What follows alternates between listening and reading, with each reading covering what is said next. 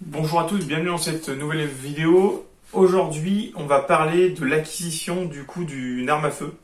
Donc, les modalités de l'arme à feu, ce que vous pouvez acheter dès le départ avec votre licence de tir.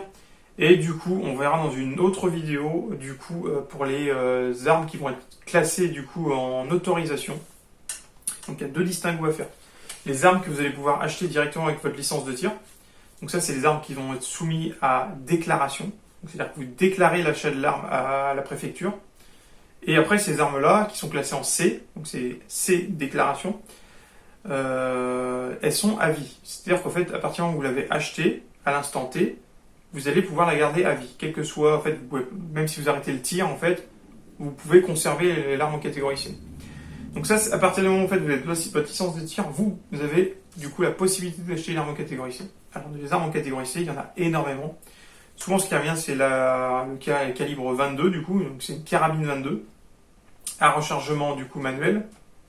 Donc je crois que c'est des chargeurs de 10 coups à peu près, voilà. Donc ça c'est un basique qui revient souvent, le 22. Pourquoi le 22? Parce que le 22 en lui-même, c'est une mission qui coûte pas cher. Donc là, on est de l'ordre de, je crois que c'est 2,55€ la boîte de 50 cartouches. Vous voyez, puis plus vous allez en acheter en grosse quantité, plus le prix va descendre. Donc c'est vraiment une munition qui est bon marché. Vous allez pouvoir vous faire plaisir, tirer beaucoup avec. C'est une arme qui fait pas beaucoup de bruit. Du coup, si vous mettez un réducteur de son au bout, ça va vraiment atténuer le bruit. Et ça va permettre de mieux développer en fait votre séance de tir sans être agressé par le bruit. Même s'il y a des tireurs qui cherchent ça, un maximum de bruit, un maximum de sensations. Donc ça dépend de chacun.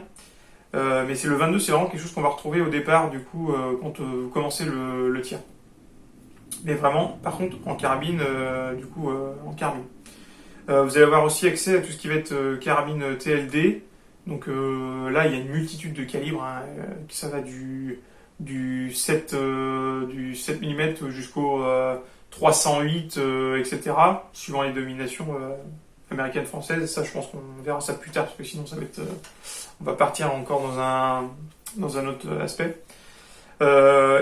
Certains fusils de chasse, sont en catégorie C. Donc, les juxtaposés, superposés, les semi-automatiques à 3 coups. Et certains fusils à pompe. Alors, certains fusils à pompe, c'est suivant en fait la longueur du canon. Il faut que le canon soit rayé, et qu'il ait une capacité de 3 coups. Voilà. Donc à partir de là, c'est une catégorie C, donc ce sera libre à chaque fois. Si vous avez votre licence de tir, vous allez pouvoir accéder à ces armes-là. Donc il faut savoir qu'aussi, certains stands acceptent ou n'acceptent pas certains calibres ou certaines armes.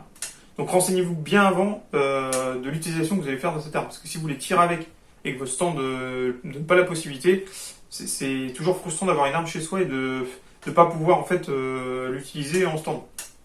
Donc renseignez-vous bien à la base. N'hésitez pas à poser des questions autour de vous, au stand de tir directement, ce qui est possible de faire, pas possible de faire, quels calibres sont interdits, etc. Ça, c'est ce que vous allez pouvoir acquérir avec